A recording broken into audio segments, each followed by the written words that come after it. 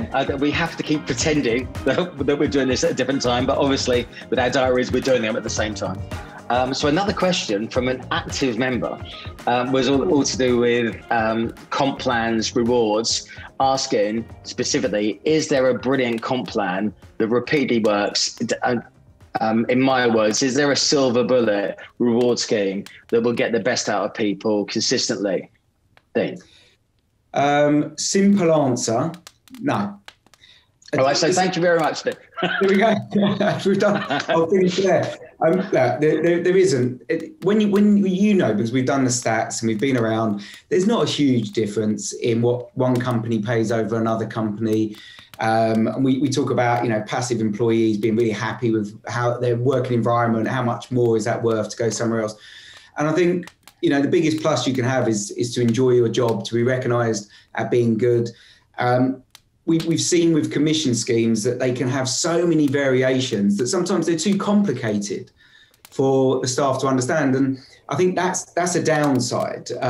You need to be able to understand where you are against everybody else, where you are in this market as well. But obviously, look, if you're bringing on new people, remove a threshold or give them higher comms for 6 months. Get those, because you're all about run rate in recruitment. It's all you're about. You just want that incremental rise all the time. So get them up, get that momentum going, give them that boost to get started, and they will work that bit harder. I think one of the biggest things on top of comms that you can give your staff to make them feel valued is your time. What's he doing on my front page? Mr. Jameson, your wife is on line 1. She needs to know if you... Meat.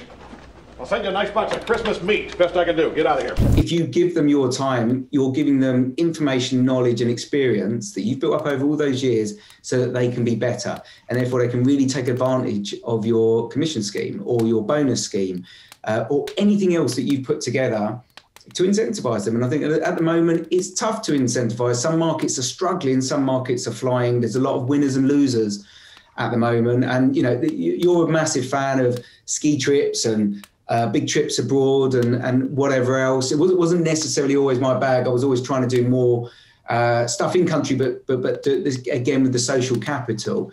But tough at the moment because, you're probably going to need some sort of digital passport of vaccinations to get into the Isle of Man. Well, I wasn't planning on doing the TT, but obviously I've shed a few pounds. I've got a shirt for it. Look, there are some top tips around this, and we will touch upon those. But I think one of the things that you've mentioned brilliantly was when you joined S3, why would you third your salary? And it wasn't to do with what your basic salary, it was the ability to earn. So if you think about, it's not how much you're going to get as what the commission scheme is, what your basic is, look around everyone and just smell.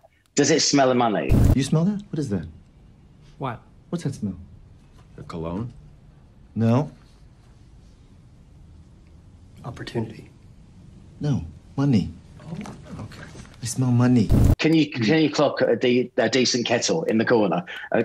Watch on him. Are people dressed expensively? Are they spending a few quid? Does it look like it's a place where there's success? So you joined a business that there was money flying around. It didn't care if it put you on a 10 grand basic. Everyone was basically very keen to tell you what they were earning, right? And then you were learning from brilliant people. So that's worth its weight in gold versus an extra 5 grand on a basic salary. Absolutely. I actually spoke about this yesterday when I was talking to a few consultants about things they need to be doing and competition internally. And I said, look, when I joined S3, when I was a new consultant, and I walked in and yes, you can smell success, right? But some were new, some were still making their way, some were really highly successful. But you went to the bar on a Friday night and everyone was drinking Moe and not Miller, whether they were on 10 grand or 110 grand, because the perception was reality. And then we had the endless facts paper where everybody's paid. I'd never seen this before. Pay slips come across at the end of the month. So if I earned £1 more than you because I'd done that much more business, it was my God-given right to tell you how much better I was than you. Do you know, Mars Stanley probably makes more money in a year than you do in 10? What do you think of that, Big Sport? Gosh. To the outside world, they might think that was, wow, that's a little bit aggressive. But but it was done in a good way, and it made everybody want to be a winner because that was your only scoreboard at the time. You know, yes, you can have runners out and whatever else, but as a business, you care about gross margin, and as a consultant, you care about your pay packet. And as long as those two things lined up and you were successful in that, you were a happy person. I remember doing my Liam Gallagher impression with two American Express black cards on my eyebrows. The shame. Right, so a few tips to people. You shouldn't have the same scheme on perm as contracts. If you dual desks, they both start from the bottom, so you don't top up. Otherwise, you're so overpaying. If you've got contract runners and they go temp to perm, you just pay them 10%, flat 10%, so it doesn't, again, go up. Your contract scheme shouldn't have any thresholds because it's harder for people to get their contract runners up, but the scheme should actually be slightly less good than your perm. We're having a delivery, so that'll be fun. On perm, you should definitely have a rollover. So rollover is a brilliant way to actually sort of flatten out some of the peaks and troughs within your earnings. So then people aren't sort of cramming to get all the revenue in 1 month and getting dropouts and stuff like that. Always have wiggle room to pay for some incentives. And you're right. But I do love all the ski trip stuff because when you do things like that and you build this esprit de corps, it makes your business incredibly sticky. The relationships that you have with your staff and they have together, if one's going to leave, they're all going to have to leave. And that never really happens. So you're making it as sticky as possible, but don't make all of the incentives drink based. You know, just think in this day and age that people want to do different things. And you know, if we're just saying, well, we're going to go out and we're going to go out and go smash it, and we're going to do an Ollie Reed, and I'll see you when I see you. You've got families and children. That's just not appropriate these days. We're all, you know, the sector has grown up and its age dynamic has grown up. So do things which are appropriate, but still try and do some of the fun stuff. And the ski trips, you know, well, we're doing a ski trip for RDLC. I mean, it's kind of important to us. Is there any other tip that you would give anyone about, in terms of a reward scheme, where you think the things that you did that might make, you know, a difference to someone if they're thinking about, you know, a potential silver bullet? We would have our commission scheme, and it would always be renewed every year in terms of this is the commission scheme for this forthcoming year. Now, not to say that we always changed it, because we might have tweaked it because we'll look at performance, the market, and all these types of things. So there might be some tweaks in there. But one of the things that worked really well and actually lends itself well to education, but can work in any market, was especially for those consultants that have been there for some time, was year-on-year improvement. So looking at your percentage gain in your run rate of where you were year-on-year and keeping you at this level, anything over above that, you were rewarded at 120% of what you would have normally earned.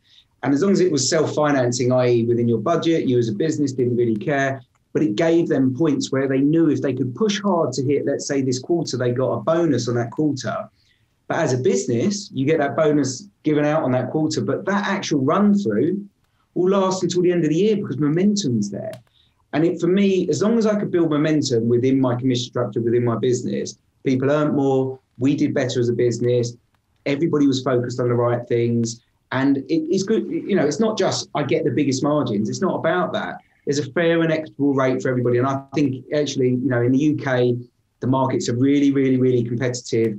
We're very, very fairly priced compared to the rest of the world. In fact, recruitment's relatively cheap in the UK compared to anywhere else in the world. Yeah. So you have to provide a better service. And to get that, you've got to get people who are incentivized to provide a good service. The outcome of that is a good business, good commission, good earnings.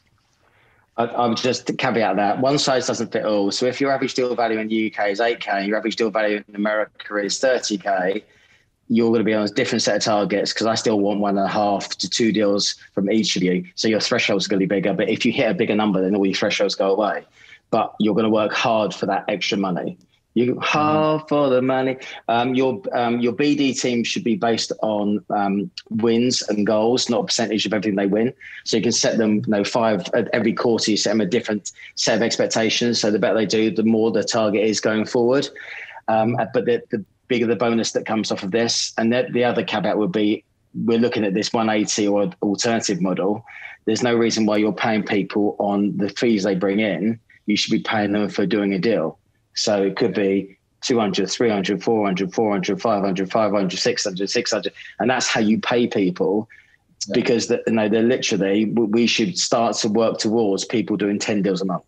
10 deals a month. If you get the technology right, if we get the BD right, if we get the marketing right, if this is just as, and we got an outsourced people, oh my God, I'm getting on that whole roadmap again. But if you get the activity going in, you get the candidates, and all you're doing is submissions. Well, if we're doing a good submission, that's not a recruitment job in my mind. That's a different relationship building gig.